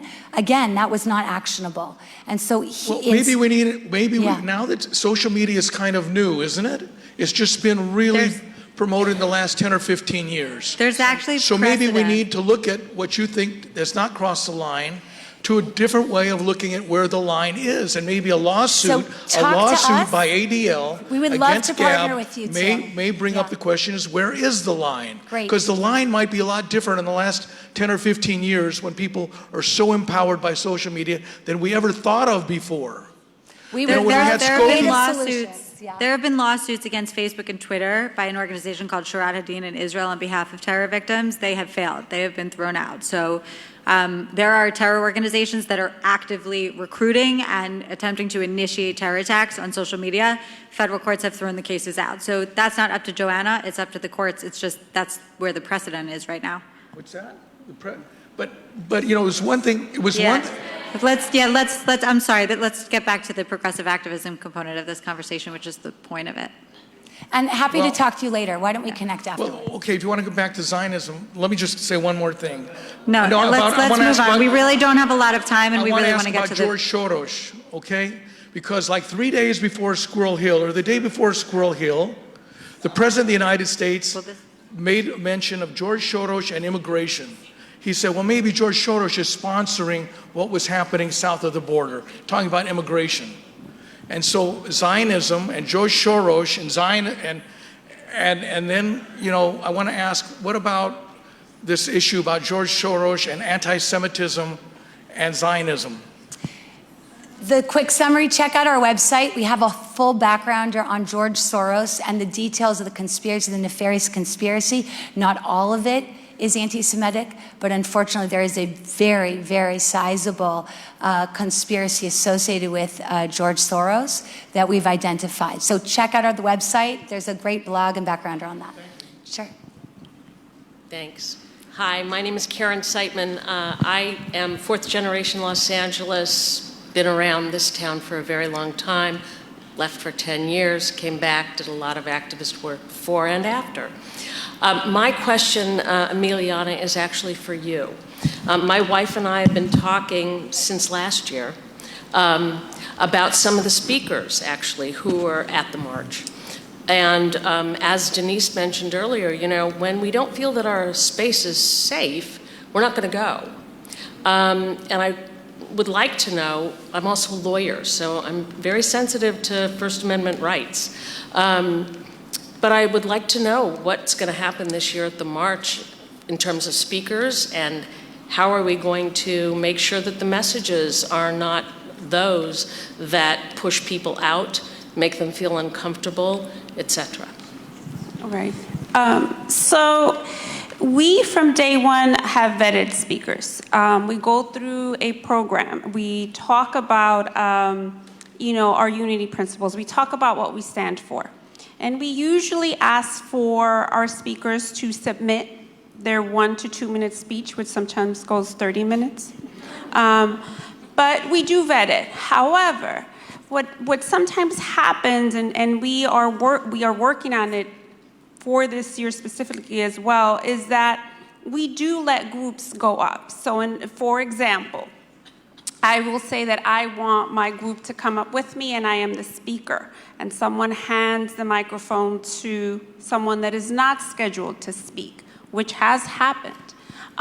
So this year we have identified the speakers. We have an on-site stage manager that will make sure that it's this speaker, and that we have some Golden Globe music to turn off when there is a speaker that is not vetted. I might add, another effective way to do that is to cut their mic.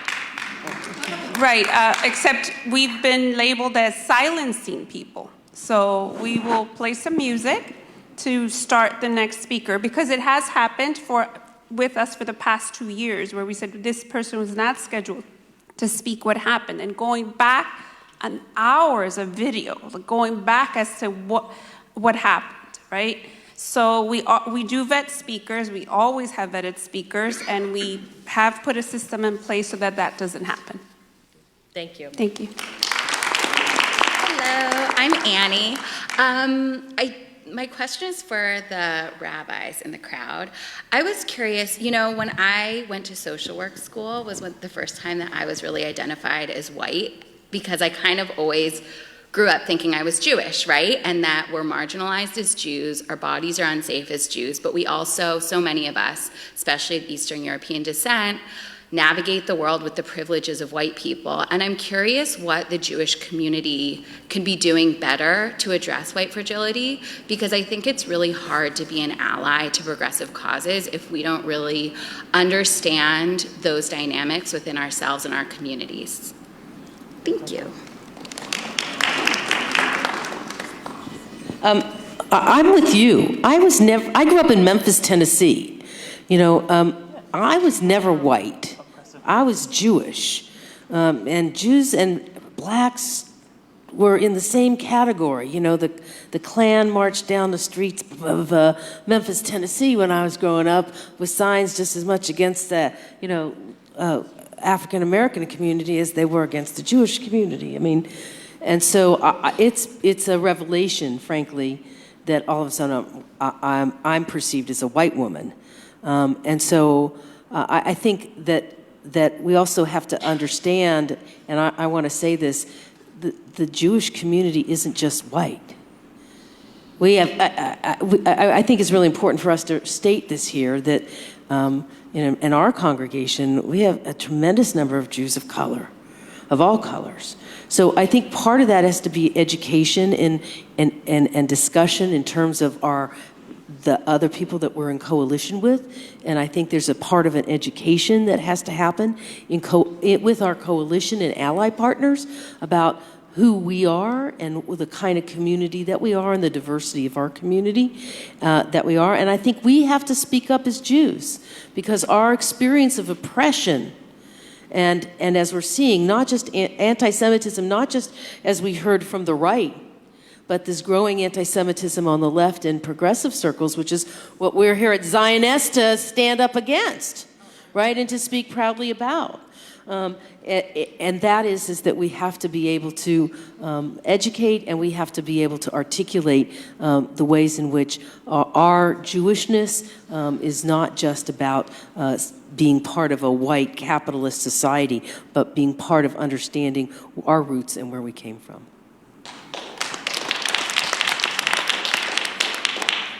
Hi. First I want to thank all of you for such a thought-provoking, really beautiful conversation. So I'm going to try and get my thoughts together because it made me think about a lot.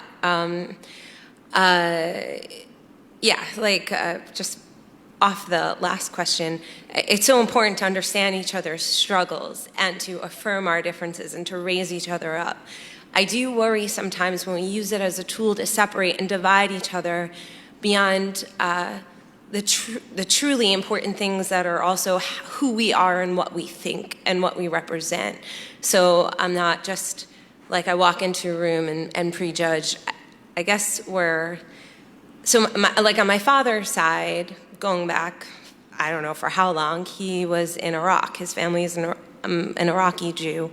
And they were kicked out and escaped, and they had to go to Israel. The 800,000 Jews around the Middle East that were kicked out. Of course, there were 750,000 Palestinians who were misplaced. But the struggle there is real and complicated with everyone that lived there. And it represents something so much larger than when I talk to people about the Israel issue, about being a Zionist. What I notice is just the lack of understanding of the issue. I've been studying Israel. I'm very critical of a lot of Israeli policies. But when I say I'm a Zionist, it's like what I'm noticing is so many people that know nothing about it are like, fuck you, Zionist, excuse my language. It's like, and so, Eddie, you mentioned the word of nuance, which I thought is so important because the bigger beast is definitely what we're dealing with right now with so much hard on the right. There is obviously a lot of anti-Semitism that is big and powerful and in our government right now. but I care about the truth, and I care about the truth coming through. And I understand the importance. I mean, I'm so positive so much about Black Lives Matter and what they stand for. And when I heard that they aligned themselves with BDS, it was like my heart crushed, my soul broke, because it was like, for all the values that a group can stand up for, you know, justice, equality, understanding. What I noticed is, like, when we talk about like things Tamika Mallory said and Linda Sarsour, when they defend themselves, and I know I'm jumping around a lot, they allow so much nuance in why they feel this way or why they're saying what they're saying. But when it comes to Zionism and Israel, there's no nuance. It's just like, you're bad, I'm not even gonna understand you. And I'm wondering if there's space for, and I know like it's important to go and talk about, this is what the conversation is about. When we go to Black Lives Matter meetings, we need to be there for what is happening in the room. But that's why it's so confusing to me that they align themselves with BDS, which doesn't really have anything to do with Black Lives Matter in many ways. To me, when you understand, I guess my question is, how is there a possibility in change and growth in, like, do we think that Black Lives Matter will always be aligned with BDS? Or, like, I know this is I guess that's something I care a lot about, because I'm so 100% for Black Lives Matter, and I know that Eddie, you're not here just on behalf of Black Lives Matter, but I'm asking, how can I contribute to? It's so hard to get it out. I don't know the conversation. It's like, I want to show up, but I also want to share and grow. But these conversations, they don't happen overnight. They don't happen in a quick sentence. And most of the time, people just want to shut me up and they don't want to hear me and what I have to say. And so that's been really a struggle, I guess. I don't know how to. I think we understand. Yeah, and I think that's the point of this. Yeah. I think it's the point of tonight. I think that's the point of nights moving forward. I think that's the point of this movement. And it's that this is not just we're going to solve everything right now, but this is the ongoing relationship and conversation that we're building, something that you so beautifully opened with. I want to say, as I'm listening, as to you are assuming that Black Lives Matter is this without having shown up at the table to have the conversation.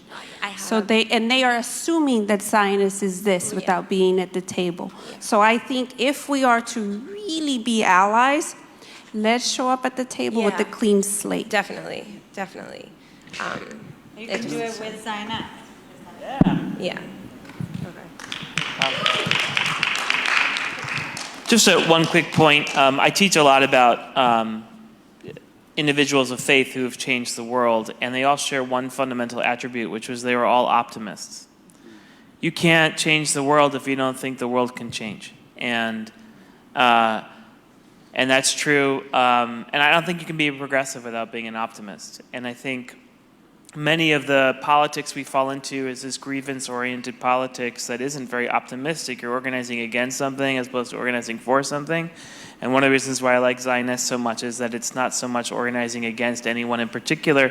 It's organizing for what is a fundamental progressive value about liberation and transformation. So I just think that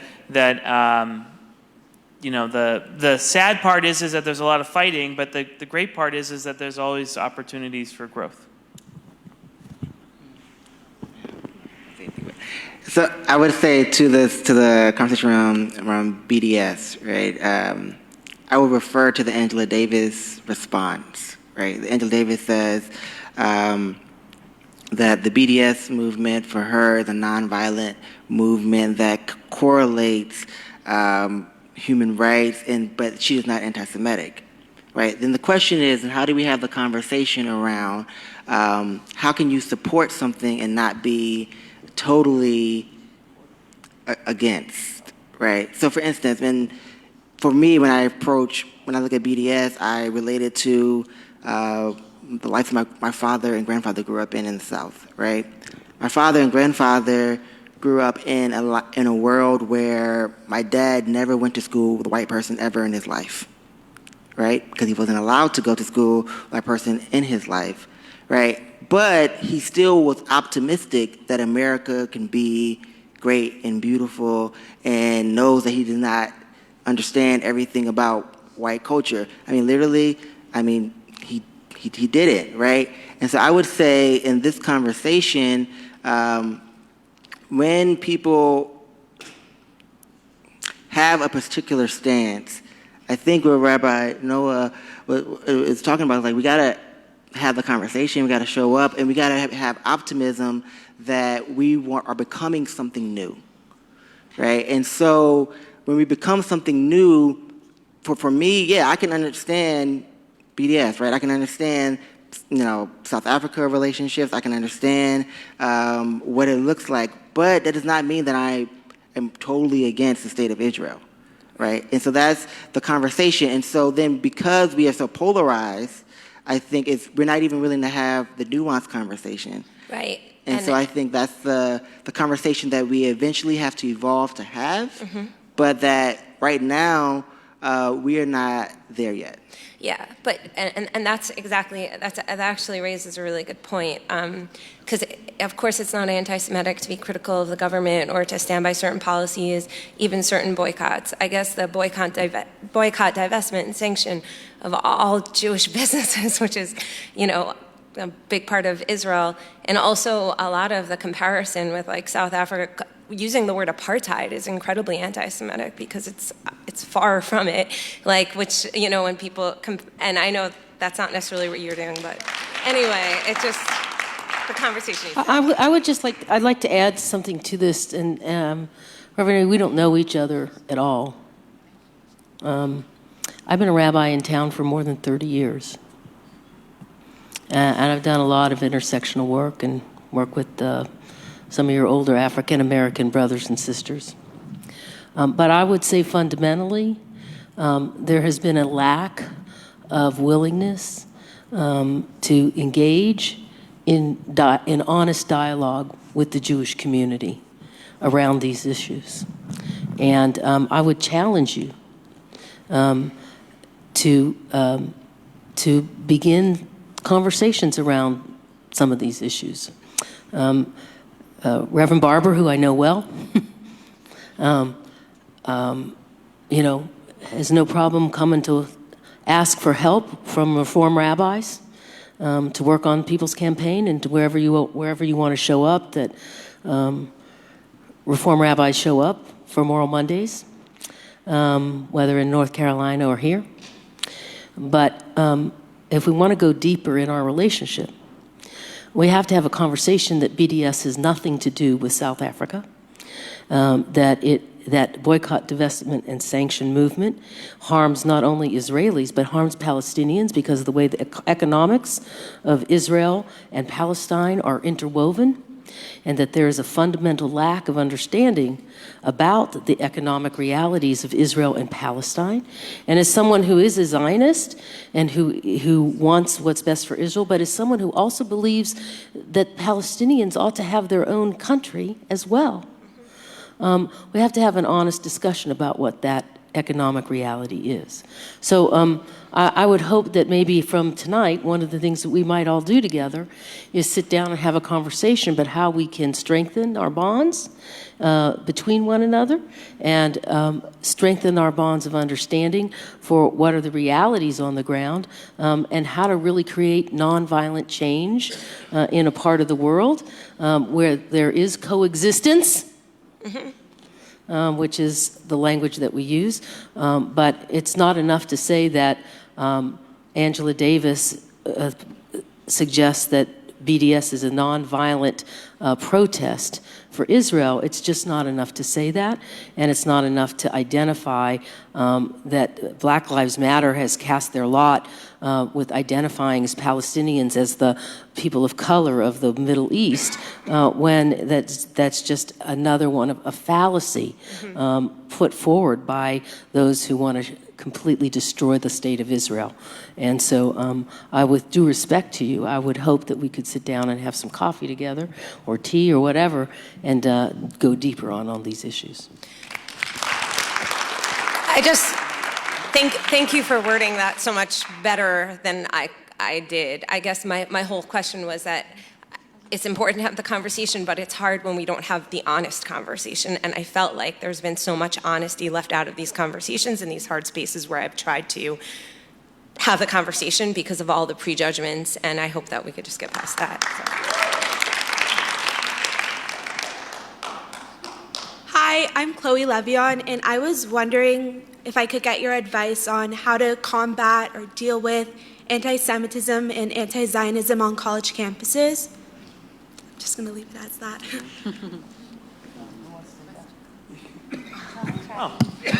I actually have a handout for you with me here, so I can get that for you. Unfortunately, college campuses have been a stomping ground to invect the pernicious BDS anti-Israel narrative and using, ironically, intersectionality in many ways, pinkwashing and all of these other issues to create alliances. And so ADL has a program that guides activists to help work with your community, help be leaders, help push back on some of these narratives, and how you can be effective in those spaces. And it comes best from you, from those on college campuses who can raise their voices and work from within. And we've gotten that feedback, that having other agencies outside come in and dictate what you need is not what you need. But listening and reaching out, feel free to reach out to the ADL to get advice on if it's a particular issue, if you need speakers, if you need ways of addressing a particular problem. And I will get you that handout after this. As you know, because we've met before, and I'm so happy that you're here tonight, Zioness is working on building a presence on college campuses. It's going to take us some time. We're obviously a very new organization with a lot of important work to do, but the campus space is really critical because young Jewish people who are deeply committed to their progressive values feel like they are constantly forced to make a false choice between being a Zionist and being a progressive. And people are showing up, our community, young Jewish leaders are showing up in progressive spaces and showing up as Jews, but divorcing Zionism from their identities because they're told that they have to, that in order to be active in social justice spaces, they have to be anti-Zionist. And it is destroying a core part of the identity of young Jewish Americans because Zionism is inherent to our identities as Jews. It's not divorceable. And there is this tiny but very vocal minority of people who are saying, I speak for the American Jewish community, I am an anti-Zionist Jew. And because our community has not mobilized under the Zionist banner, and hopefully we will again, we're so young, and this is what Zioness is about, is giving a home to the vast majority of us who are committed both to liberal domestic policies and to Jewish self-determination because it's part of our Jewish selves. So I encourage you to continue doing everything that you're doing, standing up courageously on your campus and being active on things that you care about, rejecting the litmus test, rejecting the false choice between these two core parts of your identity, and working, within your coalitions to fight for social, racial, economic, and gender justice, while standing true to your authentic self. And that's what we're going to be doing once we are able to establish the presence on college campuses that we expect to have over the next year.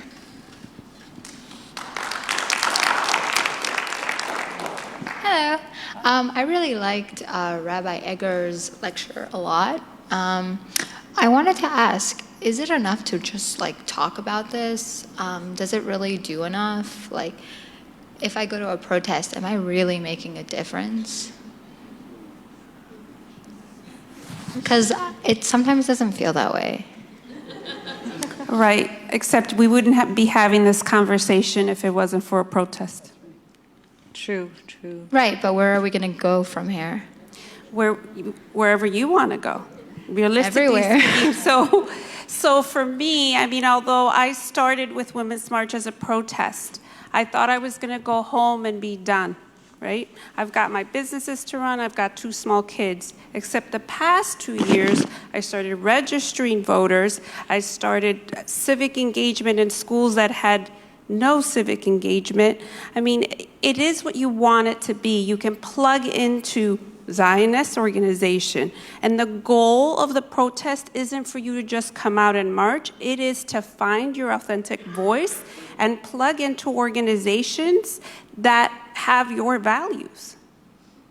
Cool, thank you.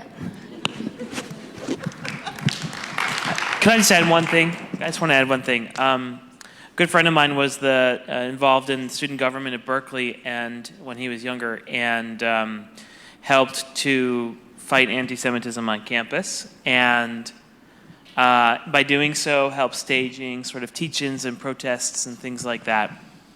And he's now the assembly member that opened this evening's talk, because he went straight from being an activist on campus fighting anti-Semitism to stepping into public life, and then he became the youngest member of the California State Assembly and is writing progressive bills to further progressive causes. So it can always start with one action and lead to another, and the next thing you know, you can become powerful. So the girls sitting over there in the back, they could be our next assembly members too if they just worked at it.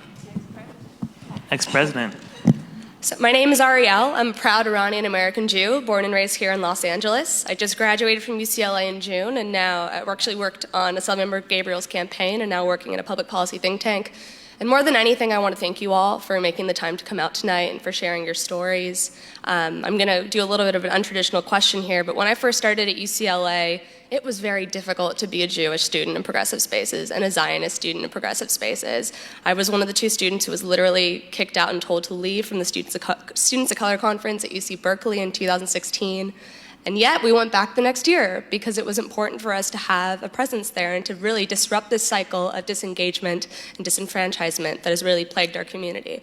And I owe a lot of that in part to Amanda and the Zionist movement. And just 4 years later to see that I was able to attend the 50th anniversary of the March through Marquette Park in downtown Chicago, to attending the March for Our Lives protest in Sacramento, to attending the Women's March in LA and feeling so proud to be a part of that as a Jew and as a Zionist. I want to thank you all. As Marshall Gann says, if you don't tell your story yourself, someone else is going to tell it for you. And I think, Amanda, you've done a phenomenal job of telling and empowering all of us to share our stories. So in traditional progressive fashion, my question for all of you is, the work of community organizing and community work can be really draining. What do each of you do to sustain yourselves, to make sure that you're able to continue to do this work? So I will say I rely on people like you to remind me how important the work is, and all of the students in the room and all of the people who come to tell me that they finally feel like they have a political home again. That's the whole point. If you don't feel like you are accomplishing something and you're moving the ball forward and you're actually achieving progress, you're not going to continue fighting for progressive values. So thank you for everything that you do and for always showing up, because you've done it even in the most uncomfortable places and even after being pushed out. And that's the kind of role model that all the people who are looking for answers to these questions need.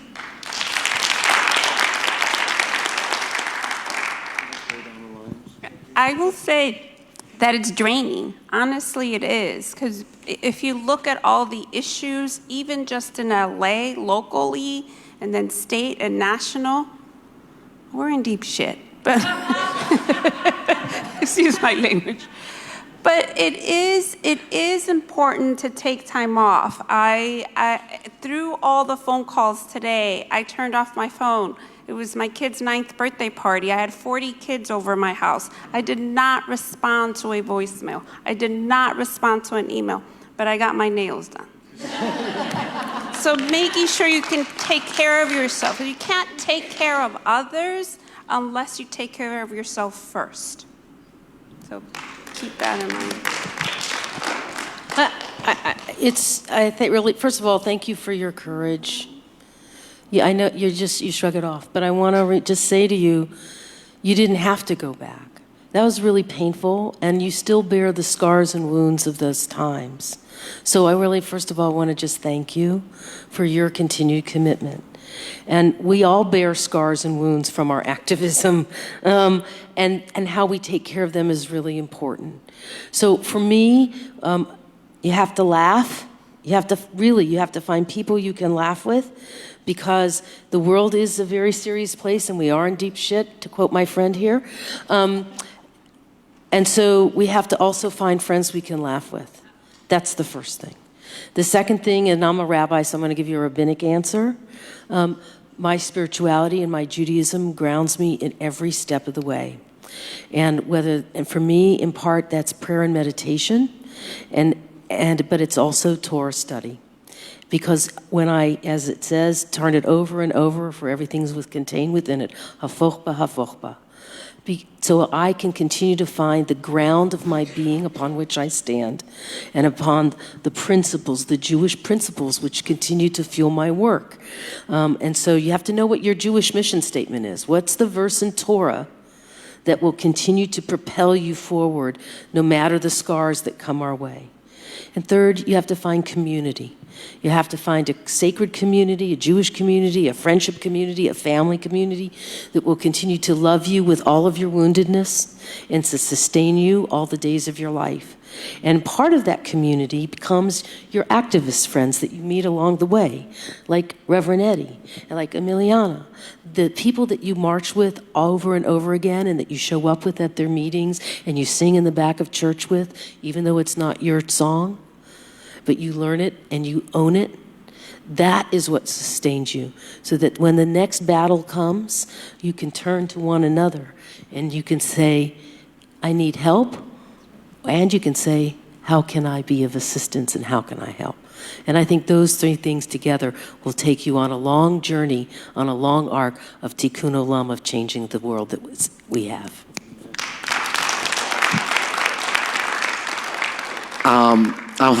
I'll start by saying I would be a full-blown hypocrite if I told you I have that answered and can do it well, because the past 3 years of my life have been the most unbelievably fulfilling, powerful, outstanding, aligned years, and the 3 most imbalanced years of my life. Because it means so much to me to be doing the work that I'm doing and to respond to every call and every text and every email and just go at 2 a.m. And my roommate is here and she knows when she sees me just sort of incessantly, obsessively committed, and it's not okay. So in response to that, first of all, I've dubbed 2019 my year of no. I'm really trying to cultivate my no voice. Like, no, I cannot speak at that thing, and I can't be this yes. But really attempting to just make the space for myself, because there will be a million things that I can always do. And the other big piece for me is a mentor that I can confide in and that I can share every minute detail. It's not a therapist, and a therapist is also quite valuable. But a person who knows you and that believes in you and wants to drive your success almost as much as you do. And that's another one of my pieces. I was just going to add babka. I mean, only thing that I would add is, for me, it is the lives I carry with me, staying curious, and not rejecting wonder. I think that's what sustains me. So, I mean, if I'm really burnt out, you'll find me listening to spirituals, because in that music is the power of resistance, it's the power of sustainability, and it's the liberation for all people.